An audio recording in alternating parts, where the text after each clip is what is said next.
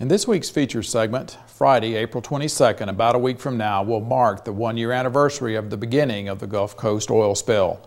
After months of cleanup, the Gulf Coast is still creeping toward recovery. Questions remain about the long-term impact of the spill on wildlife. Our feature story today first aired in September of last year. Farmweek's Amy Taylor told us about biology researchers and students from Mississippi and Georgia who are conducting a long-term project to determine if any secondary effects of the oil will be seen on seaside sparrows.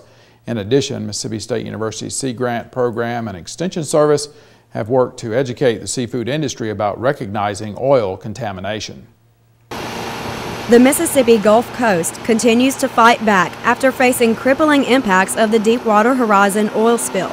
Local businesses remain intact, seafood is heavily monitored, and there's no sign of oil in the water or on the beaches. Various assessments will determine the obvious, immediate effects, such as economic damage and the loss of birds and marine life. But there could be results involving the spill that were not as visible or sudden. Dr. Mark Woodry, Senior Research Associate at the Mississippi State University Coastal Research and Extension Center, says a project is underway to explore possible long-term effects on marsh birds. This is really one of the first efforts to really look at the effects of oil on marsh birds in general. There have been some studies that have looked at things like crabs, oysters, things like that, but nothing to really look at birds. What we're particularly interested in, and one of the things that's important in this oil spill, is that a lot of these oils that get into the marshes, it may not be real obvious amounts of oil, but when the oil breaks down, it can get into the environment. It can survive. It can be around in the environment for quite a long time. So we're really interested in trying to look at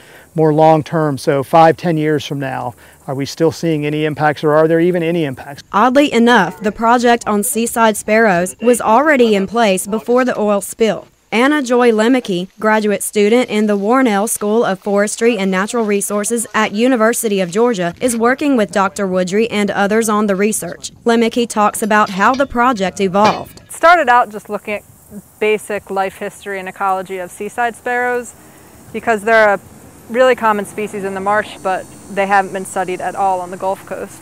So we just kind of wanted to figure out basic things like their survival rate, how many eggs they lay, how many young they produce, how big their territories are. Obviously it's going to be impacted by this oil spill. That clearly wasn't part of my initial research because it started beforehand, but now we have an opportunity to look at these parameters before the spill and then compare them after the spill, and hopefully, if there is an effect, we'd hopefully be able to see it. Because the sparrows live in marshes and not on beaches, they are expected to experience secondary effects from the oil spill. For example, a sparrow might consume oil by eating seed with oil residue on it, as opposed to a beach bird that has been covered in oil. Dr. Woodry describes some ideas about what the long-term impact might be for these seaside sparrows. They might show a decrease in their reproductive output, number of eggs that they lay, the number of young that they produce, things like that. Lots of work goes into studying this information. The day starts before the break of dawn to begin trapping sparrows. The birds are gathered in what looks like large hairnets set up in the marshes. Then each one is given an identification band in case the bird happens to be captured again in the future. Lemke describes the type of information recorded for the project. We measure the size of their wings, their mass, the size of their bills, and these can all be indicators of general health, because in general, a bigger, heavier bird is going to be healthier. And we're also looking at breeding things. We follow females and we find the nests. We count how many eggs are in the nest. We record whether the nest was predated or flooded, or if it successfully hatched and fledged young. The term predated refers to whether the nest was damaged by predators, and fledged means the birds hatched and left the nest. Dr. Bob Cooper, professor in the Warnell School of Forestry and Natural Resources at University of Georgia, describes what can be taken from blood samples. By taking blood samples, we can assess the general health of the bird.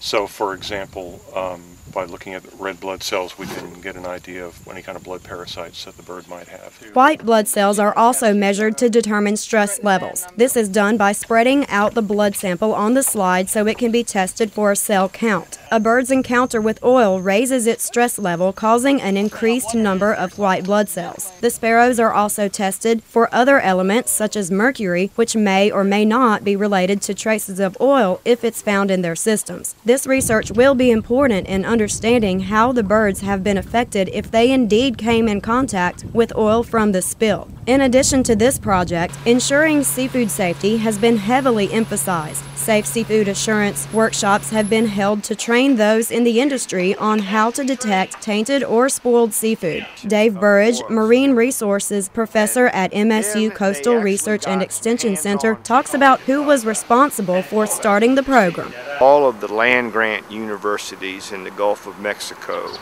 decided to combine forces, expertise, and resources in putting together a program that would use our cooperative extension services, our sea grant programs, to help in the recovery process. Participants were thoroughly trained on how to recognize odors in tainted seafood. They started off easy, being introduced to smells like fresh air and melon, then worked up to smelling items such as wet cardboard. Burridge says the workshop was extremely helpful, though not necessarily pleasant. We got into what a spoiled product will start to smell like, and then you start getting things like cheesy, fruity, an iodine smell, and right on up to the very last one we hit them with before we let them loose on the oil was putrid.